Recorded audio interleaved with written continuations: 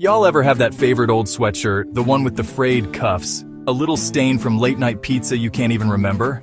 It's not the fanciest thing you own. It's not going to impress anybody. But man, when you put it on, it just feels right. It feels like home. It's safe. It's known. That sweatshirt, that feeling is your comfort zone. Everything is predictable. You know the rules. You're pretty sure you can win, or at least you won't lose too badly. That's how I felt for a long time. I remember being offered a role completely different from anything I'd done. Not the funny guy, not the charming hero. Dark, complex. My first instinct? Nah, that ain't me. I wanted to run back to what I knew. The roles where I felt confident and safe. So let's break it down. What is this comfort zone we keep talking about? It's a psychological state. It's a space where your activities and behaviors fit a routine and pattern that minimizes stress and risk. It's your 9-to-5 job that you don't love but pays the bills. It's ordering the same thing from the same restaurant every Friday night. It's hanging out with the same friends and talking about the same old things. It's not necessarily bad. We all need a place where we can feel secure and in control. It's our base of operations. It's our home base. The danger isn't in having a comfort zone. The danger is in building a permanent fence around it and never, ever leaving. Think of it like a muscle. If you only ever lift a 5-pound weight, you'll get really good at lifting that 5-pound weight. But you'll never get any stronger. To build strength, you have to challenge the muscle. You have to try the 10-pound weight, then the 15. It's going to be uncomfortable. It's going to burn a little. That discomfort is the signal that growth is happening. Your comfort zone is that 5-pound weight. It's a biological thing too. Our brains are hardwired to seek out comfort and avoid pain or uncertainty. Let's get real for a minute. Staying comfortable has a cost. It's not a price you pay up front with cash. It's more like a hidden tax on your future, a tax on your happiness, a tax on your potential, a tax on your dreams. Every time you say no to a challenge because it feels scary, you're paying that tax. Every time you choose the familiar path over the unexplored one, you're making a deposit into an account of missed opportunities. And over time, that account gets really, really full. It's a heavy burden to carry, knowing what could have been. One of the biggest costs is the death of your dreams. Remember when you were a kid? Astronaut, rock star, scientist, superhero. You didn't think about the odds. You didn't worry about failing. You just dreamed. But as we get older, the comfort zone whispers doubts in our ears. It tells us to be realistic. And realistic is often just a code word for stay where you are. Your big, bold dreams get downsized until they fit neatly inside your little box of comfort. Have you ever looked back on your life and had one of those what-if moments? What if I had taken that job in another city? What if I had asked that person out? What if I had just tried out for that team? Those moments are the ghosts of opportunities past. They are the specters of the chances you let slip away. They are the specters of the chances you let slip away because you were too comfortable, because you were too afraid of the unknown. They don't rattle chains or slam doors, but they haunt you in quiet moments, reminding you of the life you didn't live. I think about my own career. There were so many points where I could have just stayed put. After The Fresh Prince of Bel-Air, it would have been easy to just do sitcoms for the rest of my life. It was comfortable. I was good at it. People loved it. But I knew there was more out there. The roles that scared me the most were the ones that pushed me to grow not just as an actor, but as a man. Playing Muhammad Ali, playing a homeless father in the pursuit of happiness, were the ones that pushed me to grow. The comfort zone is a master of disguise. It doesn't present itself as a cage. It presents itself as wisdom. It says, don't take that risk, it's not practical. Or, you're happy enough right now, why rock the boat? It makes you believe that playing it safe is the smart move, but every smart move that keeps you from growing is a missed opportunity.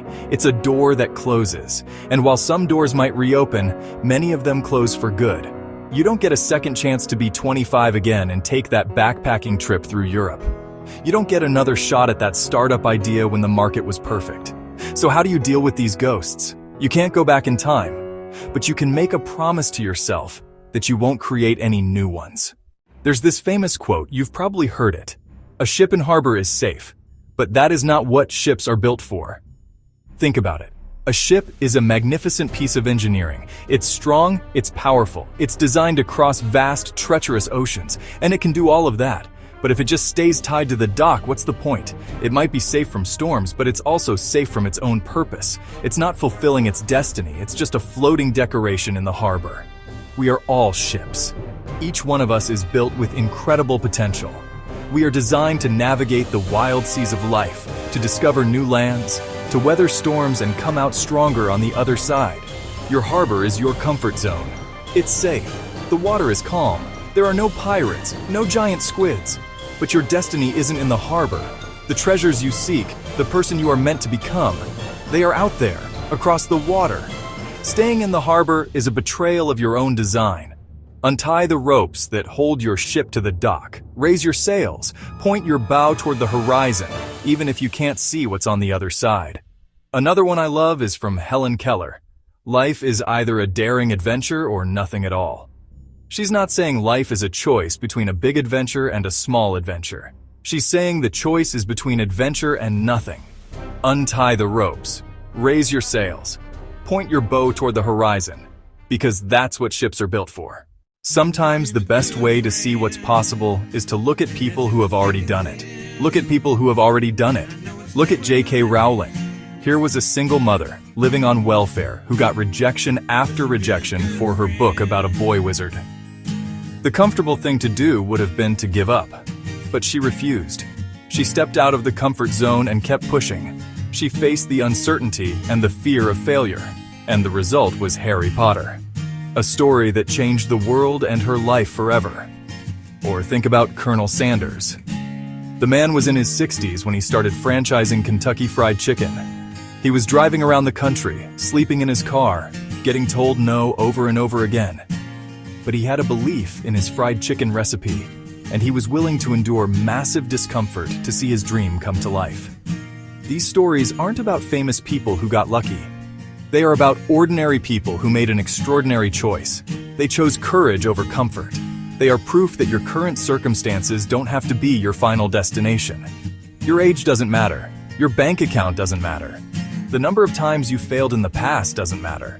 What matters is the decision to try one more time. The decision to take that first, scary step. Out of the harbor and into the open sea. That's where the magic is. You don't have to be the next J.K. Rowling or Colonel Sanders. The stories are all around you. It's the friend terrified of public speaking who joined Toastmasters and now gives amazing presentations. It's the cousin who quit their stable but soul-crushing accounting job to become a chef. It's the neighbor who learned a new language in their 50s and finally took that trip to Italy. All right, we've talked about what the comfort zone is. We've talked about the price you pay for staying there. We've seen examples of people who broke free. Now comes the hard part. Turn the focus inward. Take a long, honest look in the mirror. Ask yourself some tough questions. Where is your harbor? What routines and patterns do you cling to? Maybe it's your career, same role for years. You can do it with your eyes closed. It's fine. But there's no challenge, no spark. You daydream about something else, something you're passionate about, starting over. Being the new guy, maybe failing. So you stay. You collect the paycheck. You tell yourself it's responsible, or maybe it's your relationships. Same circle of friends since high school. It's easy. You know each other's stories. Do they challenge you, inspire you, or keep you locked in patterns? Or what about your health? The couch after a long day. Fast food that's quick and easy. Meal prepping, hitting the gym when you're tired, a monumental effort. So you choose comfort, even though it's not best for you long term. This isn't about judging. Don't beat yourself up. This is about awareness. You can't leave a prison you don't know you're in. Be honest. No one else has to hear the answers.